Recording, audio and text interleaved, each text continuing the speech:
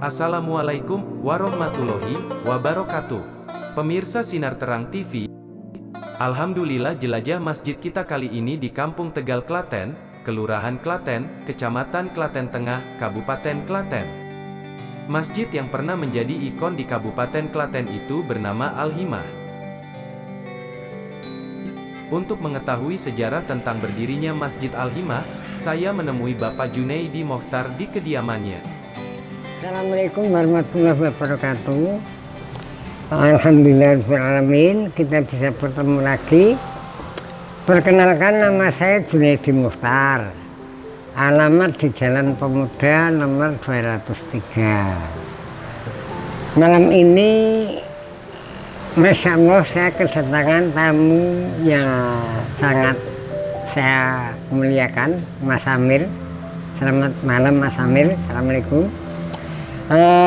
Kedatangan Mas Amir mencoba untuk mengungkap sedikit tentang Masjid Al-Himah. Di mana Masjid Al-Himah saat itu, ini ungkapan masa lalu, Masjid Al-Himah saat itu pernah menjadi ikon di Kabupaten Klaten setelah Masjid Sidemaya dan Masjid Melinjon. Kenapa saya katakan ikon? Waktu itu sepanjang yang saya ketahui, berdirinya Masjid Al-Himah itu atas prakarsa bapak saya yang bernama Pak Haji Muhammad Mukhtar, berkolaborasi dengan ulama kondang saat itu bernama Bapak Haji Musroji. Beliau berdua menghadap ke Kapolres Klaten bernama Bapak Isnadi, mencoba untuk memohon agar ada sebagian tanahnya Kapolres itu agar dibangun masjid. Berhubung Pak Isnadi itu kadar keimanan keislamannya begitu kuat, maka diizinkanlah di pojokan di Jalan Bayangkara itu untuk didirikan masjid. Sebelum mendirikan masjid itu sebenarnya di sana di lokasi tersebut adalah itu tempat istilah zamannya itu tempat gedokan jaran, jadi tempat untuk istal kuda-kuda yang saat itu untuk dilatih oleh polisi, kuda yang sangat mumpuni. Namun perkembangan waktu, kuda itu sudah menghilang, akhirnya itu tanah itu mangkrak. Oleh bapak saya dan Pak Muroji atas izin Kapolres Pak Isnadi itu maka didirikan masjid. Persisnya mendirikan masjid itu sebetulnya saya tidak begitu paham. Namun konon ceritanya sebelum Gestapo itu meletus di Klaten sekitar tahun 65, itu konon katanya itu sudah ada mencoba untuk berinisiatif mendirikan tersebut. Namun yang saya ketahui, masjid setengah jadi saya terlibat namun tidak maksimal. Sebenarnya banyak narasumber tapi seingat saya sudah tidak, hampir 80% sudah tidak ada, sudah ditunduk Allah Subhanahu wa Ta'ala. Jadi yang sepanjang yang saya ketahui, Masjid Al-Himah itu berdiri tahun 68. Nah saat berdiri, berhubung bapak saya itu seorang pengusaha dan saat itu beliau itu menjadi ketua OPSPTI, di mana OPSPTI itu organisasi pengusaha sejenis dan PTI adalah perusahaan toko eceran. Nah itu saat Orde Lama dengan OPSPTI, bapak saya punya kekuatan tersendiri terhadap kaum etnis Tionghoa. Nah kaum etnis Tionghoa itu tanpa ragu-ragu, tanpa adanya persepsi apa-apa, tanpa adanya melihat ini etnis Tionghoa maupun etnis yang non Tionghoa. Al-Himah itu berdiri, bapak saya mencoba untuk mengumpulkan para etnis Tionghoa, di mana itu semuanya pengusaha, untuk mendukung pendirian masjid tersebut. Akhirnya dari sana itu pembangunan itu sangat cepat sekali berdiri karena adanya sumbangan dari beberapa orang etnis Tionghoa. Salah satu yang bentuk real itu adalah bapak saya itu dulu mencoba mengumpulkan neon. Neon itu lampu pijar. Itu di sana ada tulisan Islamisme. Islamisme adalah Isra Mi'raj, Islamisme, infak sedekah lampu Isra Mi'raj. Saat Isra Mi'raj itu diadakan, maka itu digulirkan di darusan, di pengajian Ahad pagi di Gedung Sirat. Terus oleh beberapa teman-teman bapak saya mencoba membantu masalah lampu tersebut. Dan tidak hanya itu, pembangunan itu baik itu bahan baku berupa bata, berupa pasir, segala macam itu banyak bantuan-bantuan yang membantu itu dari kaum muslimin, kaum Nasrani gitu, itu kita terima. Dan bahkan hampir saat itu tidak ada sekat antara kaum muslimin dan non muslimin, khususnya masalah ras. Masalah ras itu tidak ada sekat sama sekali. Makanya Al-Himah itu cepat sekali berdiri dan akhirnya berdirilah tahun 68 itu. Kegiatan 68 itu agar masjid itu bisa makmur, maka itu diadakan oleh bapak saya madrasah, namanya Madrasah Al-Fajar. Madrasah Al-Fajar tidak seperti madrasah saat ini, tapi madrasah yang sifatnya hanya pengajian anak-anak, dan itu ada grade-grade-nya seperti saat ini, nol kecil, nol besar sampai pada dan seterusnya itu. Dan maka kalau dilihat di bangunan di Al-Himah itu, di belakang itu ada 2 ruang yang dulu itu untuk ruangan kelas. Dan muridnya tidak hanya sekitar kampung Klaten, tapi berkembang sampai Jatinong, sampai Ngawen dan sebagainya. Dan itu banyak alumni Madrasah Fajar, kalau sudah yang tua-tua gitu mesti meninjau Al-Himah, itu mesti melihat ini dulu pernah saya dididik oleh Pak Murodi, oleh Pak Sadilan, itu belajar di sini dinamakan Madrasah Al-Fajar. Dan itu dari sekian banyak itu akhirnya Al-Himah itu bisa semacam ini. Dan ketua takmirnya berganti-ganti. Yang sepanjang saya ketahui, almarhum Bapak Marwan Kholil pernah menjadi takmir di sana.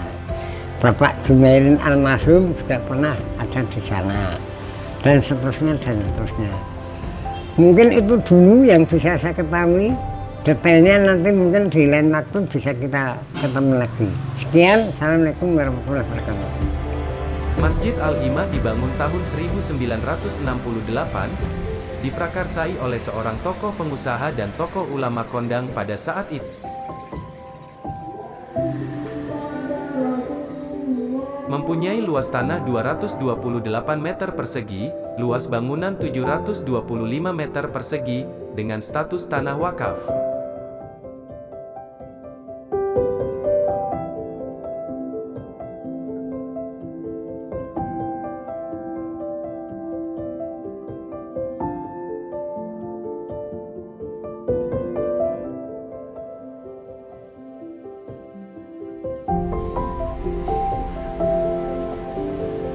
Assalamualaikum warahmatullahi wabarakatuh. Saya atas nama Suroto dari Karanganom, Jatinom, Klaten. Saya di sini sebagai security Masjid Al-Himah Klaten sejak tahun 2000. Dan di sini saya sebagai security menjaga apa saja dan pernah menjadi muadzin. Dan di sini saya ditugaskan security untuk mengawasi masjid dan segala macam urusan masjid sini. Di sini tidak ada kendala apapun, baik-baik saja semuanya. Apapun yang kendala itu sudah biasa saja. Dan di sini saya sebagai security itu dirintis sejak saya muda, jam kerja seperti jam 2 saya istirahat di sini nunggu adzan ngasar, adzan lagi sampai maghrib saya jaga di sini. Kiranya cukup sekian, kalau ada kesalahan saya mohon maaf. Assalamualaikum warahmatullahi wabarakatuh. Pemirsa Sinar Terang TV, Masjid Al-Himah selain menjadi tempat ibadah rutin, juga menjadi tujuan warga sekitar untuk menunaikan ibadah sunnah dan wajib di bulan Ramadan, seperti buka puasa bersama, sholat tarawih, sedekah Jumat, dan zakat. Assalamualaikum warahmatullahi wabarakatuh. Perkenalkan, nama saya Ridwan Maulana Syafi'i. Saya sebagai remaja masjid di sini. Kurang lebih saya di sini itu sudah 5 tahun. Jadi kegiatan-kegiatan di sini itu ada banyak sekali, gitu. Contohnya TPA, terus kita baca Al-Kahfi setiap malam Jumat, terus Ramadan, dan banyak-banyak kegiatan lagi. Untuk suka dukanya saya di sini, sebenarnya kalau untuk duka itu sedikit, tapi kalau suka banyak, karena semua itu kalau dilandasi dengan ridho Allah, maka semua insya Allah akan dilaksanakan dengan mudah. Untuk sukanya sih, alhamdulillah, ketika saya di sini itu saya mendapatkan banyak pelajaran, yaitu seperti kemandirian, itu banyak sekali saya dapatkan di sini. Lalu untuk dukanya sebenarnya mungkin saya sendiri kurang bisa menggerakkan teman-teman jamaah, teman-teman remaja agar bisa mengoptimalkan kegiatan masjid. Jadi seperti itu. Nah, untuk kegiatan-kegiatan diantaranya TPA. Untuk TPA itu sebenarnya TPA udah lama, namanya Madrasah Al-Fajar. Itu berdiri udah lama. Lalu sekitar awal tahun mungkin 2000-an itu TPA stop. Lalu alhamdulillah untuk tahun 2021 kemarin TPA bisa jalan lagi, alhamdulillah, dengan bantuan dari teman-teman remaja, dari takmir. Alhamdulillah untuk TPA bisa berjalan lagi. Dan untuk santri ketika pembukaan awal TPA itu sekitar 50 anak. Jadi pada waktu itu sedang pandemi, 2021 itu sudah pandemi, dan banyak sekali santri-santri TPA. Lalu untuk kajian, sebenarnya ada juga kajian malam Selasa Kliwon. Itu karena sejak pandemi tahun 2020 awal bulan Maret itu untuk kajian malam Selasa Kliwon itu juga dihentikan sampai tahun ini, sampai tahun 2022 ini kajian Selasa Kliwon itu dihentikan. Nah, mungkin dari takmir juga akan mengadakan rapat untuk melaksanakan kembali kajian Selasa Kliwon itu. Tadarus malam Jumat itu sering dilakukan, alhamdulillah, kurang lebih sudah berjalan 1 bulan. Jadi 1 bulan yang lalu kami dari remaja dan jamaah mengadakan ngaji bareng di masjid ini dengan membaca surat Al-Kahfi seperti itu. Dan sebentar lagi kita akan memasuki bulan Ramadan.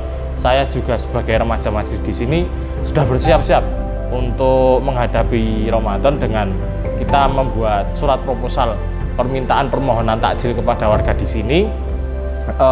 Lalu kami juga membuat daftar kepengurusan juga untuk remaja. Jadi besok untuk kepengurusan Ramadan itu kami juga membuat tentang kepengurusannya, yaitu diantaranya ketua, wakil, sekretaris, dan seksi-seksi seperti itu. Dan kegiatan kita di Ramadan biasanya untuk para remaja itu jam 4 sudah kesini, teman-teman mengambil takjil dari rumah-rumah warga. Setelah itu kita sholat tarawih bareng. Nah, setelah sholat tarawih kita juga mengadakan tadarus bersama-sama. Setelah itu mungkin Hamin 5 atau Hamin 7 mendekati Idul Fitri, dari kami juga panitia Ramadan untuk remaja-remaja itu membuka zakat sih, yaitu kita menerima dan menyalurkan zakat seperti itu. Dan itu yang mengurusi juga remaja, tapi atas bimbingan dari takmir masjid sini. Jadi mungkin seperti itu untuk kegiatan-kegiatan di masjid ini. Lalu untuk suka dukanya kami sebagai, mungkin saya mewakili teman-teman remaja, karena kita itu hidup di kota. Kesusahan saya untuk mengajak teman-teman yaitu kita kurang kenal dengan remaja-remaja di sini, dan begitu juga teman-teman yang lain. Banyak remaja di sini itu kebanyakan dari teman-teman panti dan teman-teman aspol. Kalau teman-teman panti itu pun 3 tahun, 4 tahun, 6 tahun itu pindah lagi. Teman-teman aspol juga seperti itu. Jadi untuk remaja di sini itu setiap tahun mungkin bisa berganti seperti itu. Mungkin untuk kendalanya di situ. Kalau untuk sukanya, mungkin sukanya banyak sekali, terutama kita senang kita dapat teman baru, setiap tahun ada teman baru, jadi seperti itu. Mungkin itu saja yang dapat saya sampaikan, kurang lebihnya mohon maaf. Assalamualaikum warahmatullahi wabarakatuh.